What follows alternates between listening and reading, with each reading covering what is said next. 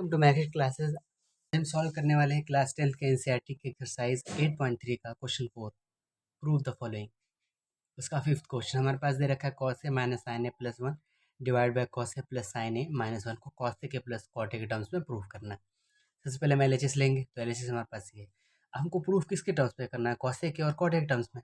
और cos a को हम क्या लिख सकते हैं, 1 बाय साइन ए लिख सकते हैं, और cot a को लिख सकते हैं cos a bye sine A. तो हम क्या करें, दोनों के नीचे क्या आ रहा है, साइन ए कॉमन आ रहा है, तो हम क्या करें, पूरे न्यूमरेटर ऊपर वाले और नीचे वाले दोनों टर्म्स को साइन ए से डिवाइड कर देंगे। मैंने क्या किया, dividing numerator and denominator by sine A. तो साइन ए से डिवाइड किए, कॉस ए भी साइन ए से डिवाइड हो गया, साइन ए बाय साइन। हमने क्या किया, न्यूमरेटर और डिनोमिनेटर दोनों को साइन ए से डिवाइड कर दिया। तो इसके ये कॉस ए भी था ऊपर में, ये भी साइन ए से डिवाइड हो गया, ये माइनस साइन ये भी साइन ए से डिवाइड हो गया, ये प्लस 1 ये भी साइन ए से डिवाइड हो गया। सिमिलरली नीचे भी है, तो ये भी डिवाइड हो गया, कॉस ए बाय साइन ए। ये प्लस साइन है, ये भी साइन ए से डिवाइड हो गया, और ये माइनस 1 था, ये 1 साइन ए से डिवाइड हो गया। तो हम कॉस ए के बाय साइन ए की जगह पे क्या रख दिए, कॉट ए। ये साइन साइन कट गया, तो यहाँ पे माइनस 1 आ गया। और ये 1 बाय साइन ए की जगह पे हम क्या लिख सकते हैं, कॉस ए के लिख सकते हैं। तो हमने क्या किया, कॉस ए इस सबको पूरे को साइन ए से डिवाइड कर दिया, तो हमारे पास आया कॉस ए बाय साइन ए की जगह पे कॉट ए रख दिया है, और 1 बाय साइन ए की जगह पे कॉस ए के रख दिया, तो हमारे पास ये पूरा टर्म आ जाएगा। अगर हम यहाँ से माइनस 1 कॉमन लेते हैं, 1 माइनस कॉस ए के, उसी तरह से नीचे प्लस कॉमन लेते हैं, 1 माइनस कॉस ए के। अब हम क्या करेंगे, रेशनलाइज कर देंगे। रेशनलाइज करने के लिए हम क्या करते हैं, जो नीचे वाला जो टर्म होता है ना, उसी से मल्टीप्लाई करते हैं, बस दोनों टर्म के बीच का साइन को चेंज कर देते हैं। तो नीचे वाला टर्म क्या है, cot A, 1 minus cos A का, दोनों के बीच अभी साइन कैसा है, प्लस, तो हम माइनस से मल्टीप्लाई कर देंगे। तो हम मल्टीप्लाई करेंगे cot A minus 1 minus cos A के से, पूरे टर्म को मल्टीप्लाई और डिवाइड कर देंगे। हम डिवाइड कर दिया, मल्टीप्लाई कर दिया, तो ये वाला टर्म तो एज इट इज है दोनों, तो हम इसको लिख सकते हैं cot A minus 1 minus cos A का होल स्क्वायर लिख सकते हैं। अब नीचे वाला टर्म, ये पहला टर्म है, ये पूरा टर्म बी है एग्जाम्पल, तो ये ए प्लस बी हुआ, ये ए माइनस बी हुआ, तो इसको हम क्या लिख सकते हैं, ए स्क्वायर माइनस बी स्क्वायर लिख सकते हैं। तो इसकी जगह पे लिख दिया कॉट ए का whole square minus 1 minus cos A का होल स्क्वायर। अब ऊपर वाला जो टर्म, ये पहला टर्म, ये दूसरा टर्म, तो ए माइनस बी का होल स्क्वायर हो गया, तो इसको हम ए माइनस बी के होल स्क्वायर पे ब्रेक डाउन कर देंगे। तो हमारे पास आ जाएगा कॉट पहला का term A square plus B square minus 2ab। अब नीचे आ जाएगा ए स्क्वायर एज इट था माइनस बी स्क्वायर, तो बी स्क्वायर ये वाला टर्म था, ये ए माइनस बी का होल स्क्वायर के टर्म से फिर ब्रेक डाउन होगा, क्योंकि 1 माइनस कॉस ए का होल स्क्वायर है। तो इसको जब ब्रेक डाउन करेंगे तो ए का स्क्वायर प्लस बी का स्क्वायर माइनस 2ab ये वाला टर्म आ गया। तो हमारे पास ऊपर ये वाला टर्म आ जाएगा, इसको जब पूरा ब्रेक डाउन करेंगे एक तरह से। अब ऊपर में भी अभी, तो ये तो इसका स्क्वायर तो है ही, साथ में ये वाला टर्म अभी भी 1 माइनस कॉस ए के, तो उसका स्क्वायर करना, तो इसको भी अभी हम ए माइनस बी के होल स्क्वायर पर ब्रेक डाउन कर देंगे। तो हम इसके, तो ए का स्क्वायर, ये बी का स्क्वायर माइनस 2ab,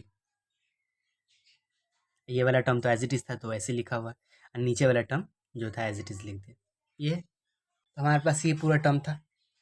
अब एग्जाम्पल के तौर पे अगर हम सबका ब्रैकेट हटाए, तो हमारे पास क्या बचा, +1 प्लस कॉस ए स्क्वायर है माइनस 2 कॉस ए के माइनस 2 कॉट ए, ये था एज इट इज़ लिख दिया। अब अगर नीचे माइनस जब मल्टीप्लाई करेंगे नीचे वाले टर्म में, तो क्या होगा, पूरा साइन चेंज हो जाएगा, ये +1 था तो ये हो जाएगा -1, ये क्या था, प्लस माइनस, तो माइनस कॉस ए स्क्वायर है, माइनस इंटू माइनस प्लस हो गया, एज इट इज लिख दी। अब हम एक आइडेंटिटी जानते हैं कि कॉस ए के स्क्वायर को क्या लिख सकते हैं, 1 प्लस कॉट स्क्वायर है। तो यहाँ पे भी एज इट इज देखिए, अगर हम ये कॉट स्क्वायर है +1 है, ये 1 प्लस कॉट स्क्वायर भी लिख सकते हैं इसको, तो ये एज इट इज किसके, इसके बराबर है, तो इसकी जगह पे हम क्या लिख सकते हैं, कॉस स्क्वायर लिख सकते हैं। तो मैंने इस पूरे टर्म की जगह पे क्या लिख दिया, कॉस ए स्क्वायर है, और ये cos square as it is उतार दिया, बाकी सारा टर्म एज इट इज उतार दिया। उस तरह से नीचे अगर देखें, अब इसी को अगर हम क्या करें, इस कॉस के स्क्वायर को उधर ले जाए, तो ये प्लस में उधर जाएगा तो माइनस में, अब ये 1 था उधर चला गया तो -1 हो गया, तो हम लिख सकते हैं कॉट स्क्वायर है माइनस कॉस स्क्वायर है को -1 लिख सकते हैं। अभी सारे टर्म को रीअरेंज करेंगे तो यही आ जाएगा, कॉट स्क्वायर है माइनस कॉस स्क्वायर है -1, मैंने इसको पहले लिख दिया, इसको बाद में लिख लिया, ठीक। तो यहाँ पे भी टर्म कैसा है, कॉट स्क्वायर है माइनस कॉस स्क्वायर है, तो इस जगह पे क्या लिख सकते हैं, -1 लिख सकते हैं। अब इन दोनों को जोड़ेंगे तो क्या आएगा, 2 कॉस स्क्वायर है, और इस पूरे टर्म की जगह पे मैंने क्या लिख दिया, -1 लिख दिया, यहाँ से यहाँ तक जो टर्म है इसी जगह पे क्या लिख दिया, -1 लिख दिया। -1 पहले से था ही, तो -1 प्लस 2 कॉस के जो एज इट इज था।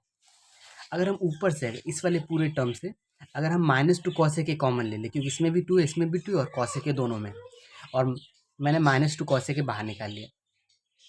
अब माइनस बाहर निकाले तो अंदर का साइन चेंज हो गया, जैसे अगर कॉसे के स्क्वायर था तो कॉसे के ए कॉसे के बाहर निकाले तो ए कॉसे के बचा अंदर, माइनस में निकाले तो उसका साइन चेंज हो गया, ये प्लस में था पहले, अब क्या हो जाएगा, माइनस कॉसे के, ये माइनस था तो अब प्लस हो जाएगा। अब टू कॉस के तो बाहर निकाल ही चुके पूरा, तो प्लस हो। यहाँ पे भी एज इट इज़ लिख दिए। अब नीचे वाले टर्म था एज इट इज़ लिख दिए। अगर हम देखें, अगर नीचे से मैंने क्या किया, -2 कॉमन निकाले तो अंदर क्या बचा, 1 माइनस कॉसेक है। अब अगर देखें इस पूरे टर्म में और इस पूरे टर्म में, तो क्या कॉमन नज़र आ रहा है, ये -2 दोनों में है। अब 1 माइनस कॉस है, 1 माइनस कॉस है दोनों में, तो इस पूरे टर्म को बाहर निकालिए। तो -2 1 माइनस कॉसेक है, जब बाहर निकालेंगे माइनस में सारा बाहर निकल गया, हमारे पास क्या बचेगा, ये वाला टर्म बचेगा एज इट इज़।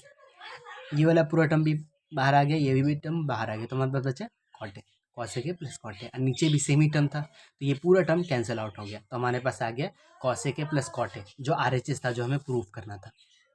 प्रूफ, ये हमें प्रूफ करना था, cosec A plus cot A के टर्म्स में। Thanks for watching.